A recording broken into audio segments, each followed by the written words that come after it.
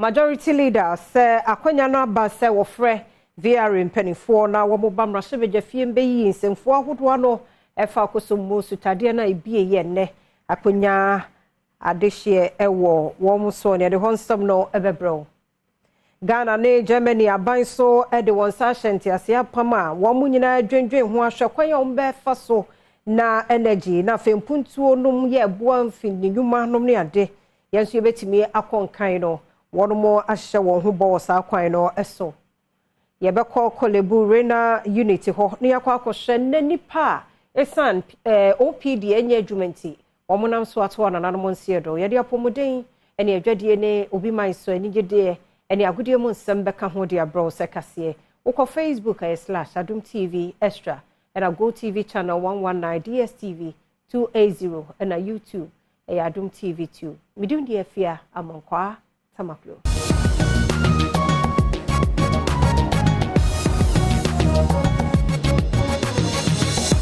Beda say afia ni diem yentie said en sem ni nchiremu etie minority ye wo mrahyebeje fie mu se ene de ekoso ema bambofo ehwetememfo no enye ne kwan paso te o se ye kasa di tia na anu ya nso garu de besi ye se bambofo akoto hye nipa bisu nti ne nam so emo de sansemi etudwa Adom TV kase etwaso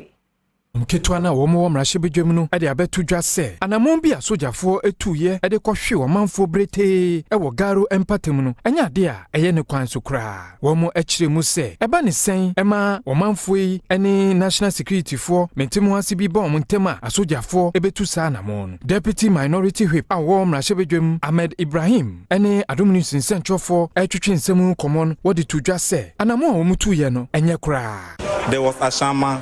there was Nkranza South, there was Techiman South, then there's Garo. It's becoming unbecoming. And you know, before that, there was a matter that was before a committee where the activities of policing in this country and the activities of the IGP were also under a committee. All should not just be by committee. So I know, as I said, that Garo issue will also not be absent in this Parliament chamber. It's a matter that is going to be discussed. And I think as a country, we must find a solution, a lasting solution to such activities. New Patriotic Party mrahyebeje ni owo Okankwe Central Patrick Buama enso ekiremu se anamon ya sojafo etuye esise empenifo hwe no mutu anamon no moye mu nhwehwemu pa. It's a very unfortunate incident. I think nobody has the right to attack a security personnel, regardless of how the person feels. And the security personnel also have a responsibility to protect life and property and to use due process to settle matters when they arise. I've seen a statement from the National Security Minister or the National Security Council, and I expect that the right things are done, the right investigations are taking place or conducted to ensure that we ascertain the truth or otherwise of what happened. Mayenguswa ya mrahyebeje fie mu ensam na domdodo no panie da won no se omo hwe ni mu kwan se VR mpanifo beto won sade afra won no aba mrahyebeje fie abeyi nsemfo ahodo bia no fa kosomo dam no obi ya ewi akire benye hawo ewo adehye so yi Seyedemo ekopiemu ewo mrahyebejem a mrahyebegjafo asetena womo ekoye no dom kese no de odi wonenim oseche mensa bonsu e de ato nsentwofo anim se Volta River Authority mpanifo womo ehwe omonim se womo ebeba bepiemu ewo mrahyebejem na womo aba bekyerechim ekwan a womo fa so ma nsu a womo ebieye no ekose omanfo enyapade no ane kwan a womo befa so a saade no entimi NCB. Because of the fear of breaching the dam, the VRA caused a spillage, controlled spillage of the dam. Even though it's controlled, because of the heavy rainfalls, even the communities down south to the dam were already flooded. So the spillage of the impounded water has added to the troubles of those of them living downstream. Odeni nsem etudwa ewieye no wasandi tudwa se enso a womu bieye eyade a ase nuane pa na se ne nema ekoye no eyade a enkebetimi enya nsunsuaso ewo Ghana inflation so.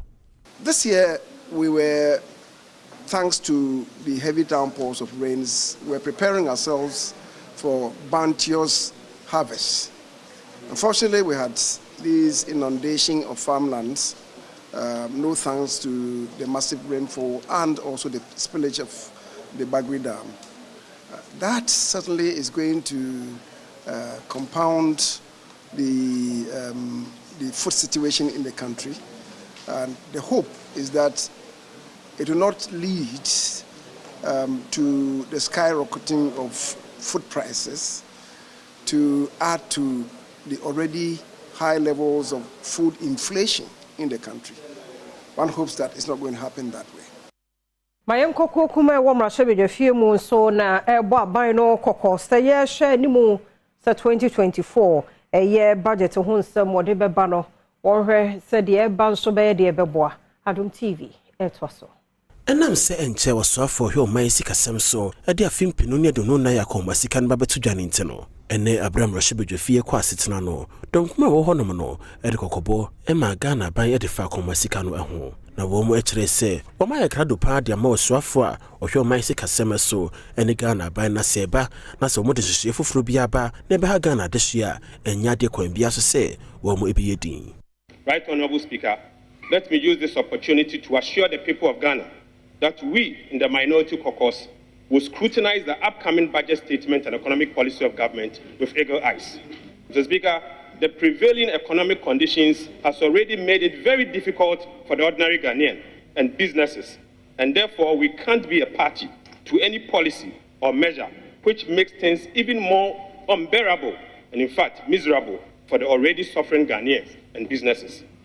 Enwachi wapanyina odadom kumanu ano atoforcing enso so we kasa ye de fa sedie mabno dodo na ani adwuma wo mo ye wo man Ghana mu ene sede kita so hye ne proye enso so ye aginsem abra wo kire ne nsemo no sei enokan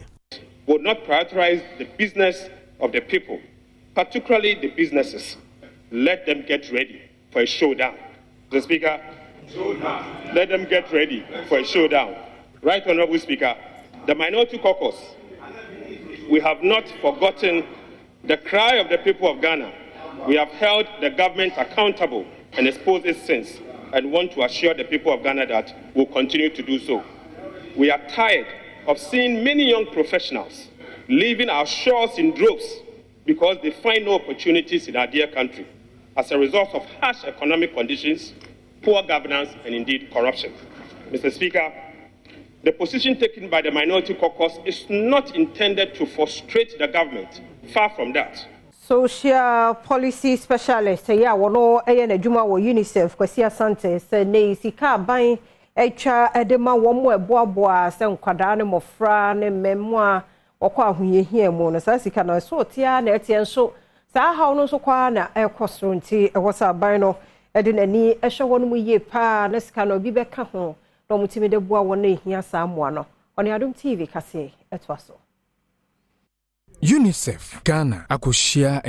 stakeholders awodo a womo Ghana ha de womo hwehwemu a womo ede fa budgeta aban no de ma asoye hwe enkwada ensem so apomuden asoye ene adesua asoye ene asoye awodo bi no womo betimi de aboa enkwada se fa no womo adesuam womo apomuden ene womo enkan kono sa budgeti aya na esua nanso no asoye no esika womo editua enwumafo ewo ho eka no aya na eno de ewo soro Dieno aseno social policy specialist awo UNICEF kwesi asante ene Adom news nsentwofo atwetwe nkomo no ensem sei na odi tudwa we compare 2022 to 2023 salary there die cost aben ejuma for kitchen die cost but o share budget abandoned to her for the money be here operationalizing the work of the ministry goods and services budget I know na money be here ministry na juma mbedi akonia ba ne ade no eno no o share allocation sometimes a buffer but the emano ahomte kakra ne say ba no execution say omo discount omo uses kanankasa na wetumi say every time no goods and services no omo di more than omo budget. wɔsan de to aban no anim sɛ wɔnhwɛ sɛ revenue a wɔnya no wɔde nneɛma ahodoɔ bi bɛgu akwan mu sɛnea revenue no ɛbɛkɔ soro na wɔtumi de aboa ama nkwadaa yi budget yi ɛtumi akɔ n'anim. To nka sɛ because aban etua more of interest and and nothing reduce, but you say on the face level no reduce aban sika. So one of the recommendations that my aban say if they are able to increase their revenue, say be a moment to me into taxes na ban to me the share be aba you say minister of finance share aba omoye intino if omo betumi di so ama nkofo mutua tax no ebe kosora and also be boa maskani bi abeka ho na omo betumi di biso aye social issues. Adom TV kase na oguso hwene ni die mu ma menkwaje sankrato imra ye bai stem na wachi doso ebeto so.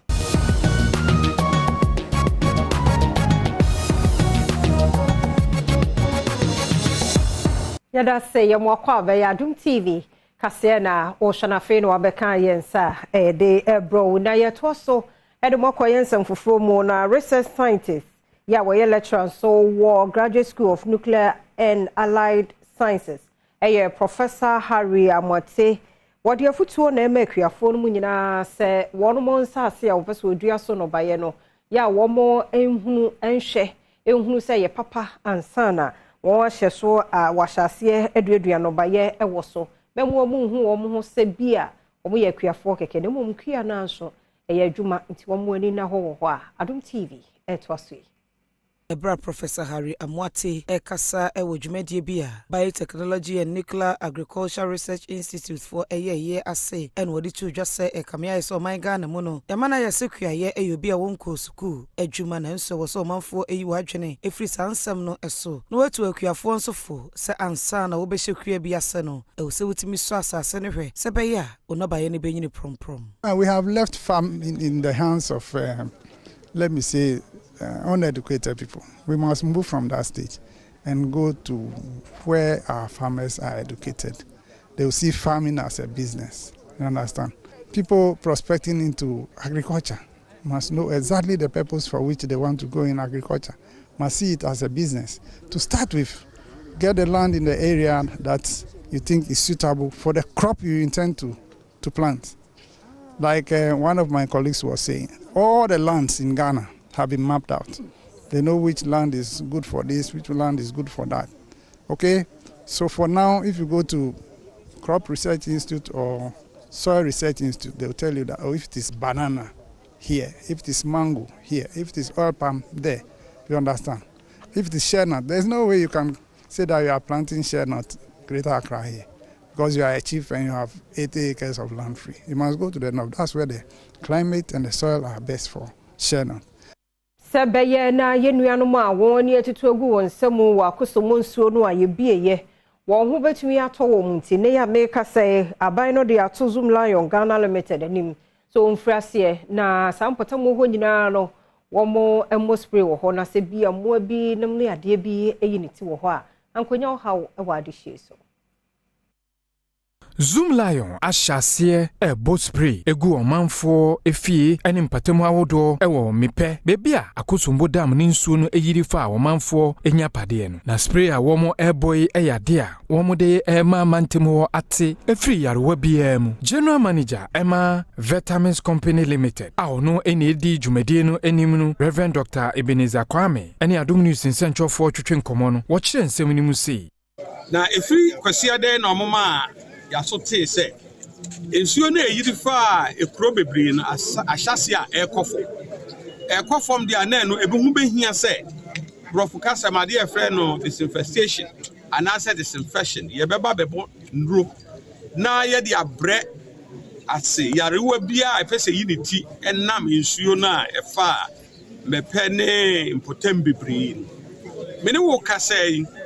ye hyase kwasiada eno anso ye bai Osan editu dwase dwumadi a womudie no aban no emfa sika bia mehye omubotom so omfa ni sa adwuma no enti omanfo nsem a womoka se aban ni di sika bia begu omubotom no kra bia nim se adwuma ya ye di eye Zoom Lion di odetire a friend Dr. Ejepon Siam ena wafa ho kan nyinara obi bia any obia enko sign contract bia e wo ba bia contract bia ni se adwuma we eye bosha Oma MD share Ghana for nyina say ye be ba ne abe disinfection ye ni fumigation ye be boy duro said ye enkofa yarewa bi ama say adwuma ne na bre duro aye dey ye hyase na say adwuma aye hyase ye be ye akọ mansi be insia North Town Central Town South Town eso jaman sha osudoku eno be bi kakra wo lower menya Parliamentary so Adom TV kase na ogiso ehwe na wochechire ni bi asabi ono ni hu ade na owo Urban Council School ye no wo konongo wasante achem Central Mensimo de to abo abatan ni awofo ye asabi won mo madi dem seme onka won hye na wonyi won mu mpie na san kwada no wo mo ewo talent ahodo bi ewo mu a eni kwan so wo kahye Adom TV kase etwa so Teresa Kwatin, our chair religious and moral education. Our Urban Council School, our Konongo, Edia Tuja say. Enuanuma, woman, I touch Mano, a your man for be a sessa or man for any com hopa. A son says halfway, our chadia sunko, a woman, a bit me, Edia Tumpon, our woman abrabo. On am san semi so, Edia de Sedia at to our for in him say. Woman, you say, woman, betressa, woman manna a beum. Kakra mechediama afofro ne say we visually impaired and I say who disability bia na school men said them it's say you a proposed school for the blind no e bi mutimi de omo manage them no my abnormal enti abasa ye do ba school na braille na eye enjoy na omuntimi nsua e na craft nso a ombetimi esuans and uduma bi no maba be craft instructors that no so a eno so no omuntimi nye te basa on na school mo sa na afre u parents oba no we school nti befa no iti mesre abatan no say se wo akwala na se ni nipadua no baby atitima emfa ne nse dem Headmistress our Urban Council School Jessica Akon Egan enso edito Ghana Education Service enim se won hwe se wobema eye saafo no akwanya ewo adesuam asante achim ha no ayam nta ho teacher fo a omotesa ye nyina ye baako disability nya inability ne na bo modin ko school no emfa so aba ne so enti we so ye be stress womo ne nam saa no enka education for in a way no mo betumi agada saa nkwala no mame nkwaje sankra to imra ye ba ye betwa so Amokwa aba ye hwe sade apomde mu nsam no tie meka se ye nuanom adehye benum enene won so ato na nanom nsie do ne nyina agina se OPD ewo kolebu eye dialysis unit no enya adwumentia Adom TV etwa so Enfa ho sempanyifo ne kebe omufo bia wo mo man mu akase wo mode moa ebeka koma wono ma wo manya how ewo mo sa ne ho no odubani akire kolebu renal unita watuma enya de se obi edema wono ma wo mo ewo how na se wono ma manya how ewo mo sa ne ho akire dia anam unity ampanyifo atum ne nteno nipa dodo ahwere wo mo nkwa October bosomeda na tosum yeno no sese nipa no na beka ho a ama nipa dodo ahwere wo mo nkwa no adwudonku no eno nti Wamo srese Ghana by ne menemu ya ebetumi aba wo mo srabe mu na unity watumi bia dia ma wo mo sede be ya a doctor fo betumi ahwe wo mo na won kwa wabo ho ban press conference na ye no na ye de srese Ghana ban ebebe mu na waboa yen sede be ya sika no omo be maintain 380 cedis na omo je ye no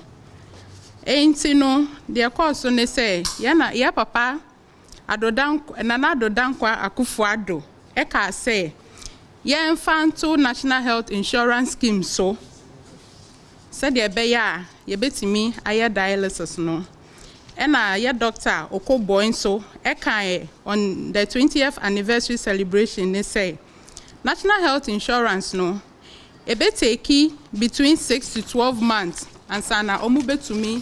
e de renal patients for a dialysis no atoso enti no ne ye kan ni na ne say sisi ano since akolebu close ye no nkrofo before omutu mu no na nkrofo 14 na efri mu but sisi ano aye 19 nkrofo ewu nkrofo ewu because omuntimi entua dialysis no ebo no Menye dwadiemo ensam na dwadefo war race course e wa santemante mu se enedi akromfo tata wo mo pa ntinkabe ya mpanifo mehwe na fasuo papa bi wo munye e wo ho na akromfo ya no mrase a ebi ni Adom TV kase edin komoy Adwadifo ma ewo Kumasi race course ene Adom kase abonkomo achem se wo mo ahobambo enyina ye kura ade kyade se nyina no akromfo aromfo wia na ewia wo mo niema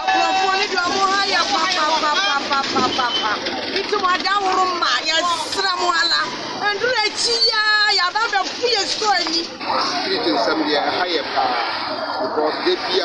for every dan any normal nti higher pa the street wo dum ha de beboaye because omo say omo hwadwa isu emaye no omo hwe ni ye nhunu so kura Hajia eye maami a woton abibiduro ewo Kumasi race course dwakesie no ma kyerem se enrade ya akromfo ekowia omo enua baako niema emprempren oda ayaresabia eno akini nso no emfuturo ene agyanan bia ene eku omo wo ho yenua baako ya tete ni niema ni amani ye wo mo yenjina omo ni ya pa wo match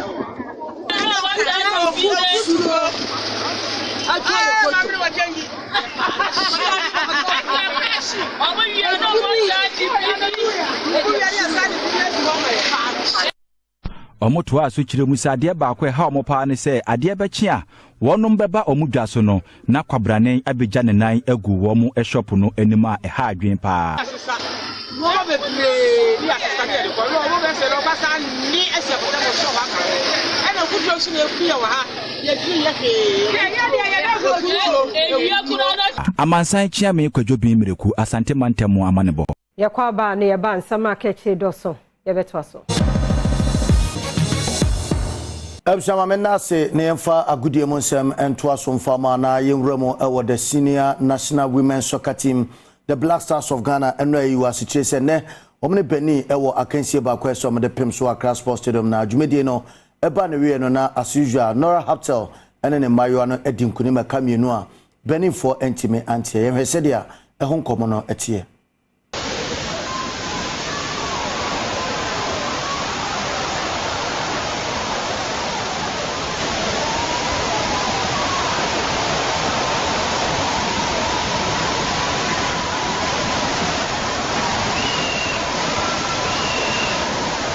The long one to Evelyn. Evelyn back in the box. Evelyn setting up goals. And who is there? Yes, beautiful goal. Eti kana shane so say Ghana and Zambia and Beshia ewo the next qualifying game a omo hwe nim say Paris 2024 ye de beko akopem so no tina say 5-0 on aggregate na omo de dim kunim ehonom ye fe ni enchemo ewo mema na fam meche the Black Stars of Ghana so aso na former player Emmanuel Ajimambedu ena wodin som koma akra etudwa se onim se bosome ye ba besim no Ghana ewo eye AFCON qualifiers so mo de pem so na fe kopie mu ewo AFCON nankasa so emu na World Cup qualifiers no ena wo kire se o gidie pass normal ebetimi akoye e de ama the senior national soccer team the Black Stars of Ghana. People are talking about Egypt. Well, when I'm playing with teams like Egypt, I know them. Finding their data is always not too difficult to get them. I'm not afraid of that kind of team because Salah, everybody knows how they play. They are well experienced. They have won the cup for 7 times, and every 2 years or a year they qualify for the tournament. So these kind of teams, we know how they are. Searching for data for teams like Mozambique, who their players maybe are trying to play for second division in Europe,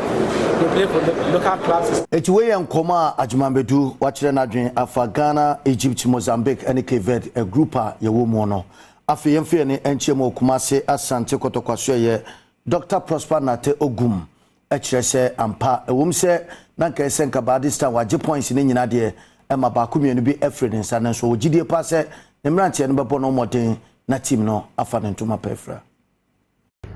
Myself and the players, we are all not happy because if you look at it, it means that we've given half of the points away, which shouldn't have been. If you look at the games we have played and the creativity we've shown in front of goal, we shouldn't be having, as I said earlier on, it's a learning curve. Looking at the remaining matches left for the first round. I think we need to ensure that we win all. It is some made in Kunim de Akano and as some in Kunimno, Emre and a betcha, Yamaya to my channel, Pabesa, and Koma Kanyada, yet yen also at their pro. Medin the Kobe Stone, or Kumankra, Bakwa Maka, and Suruja, a Dura El Nino, numero uno. She. Yanni anyway, Nijidi more and some na Adom praise a few way dear quas addition Joe Metal and Yesida Mountain Assemblies of God qua Womoya dear pa near Adom to 4 Ahudwobia one muso a baby a dear and Yakika Boma a debro.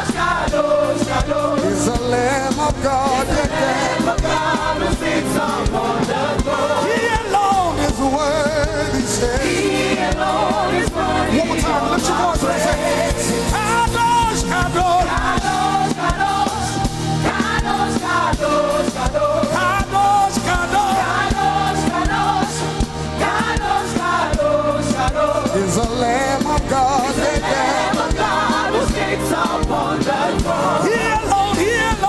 alone, say. Are you ready? One more time, lift your hands, say.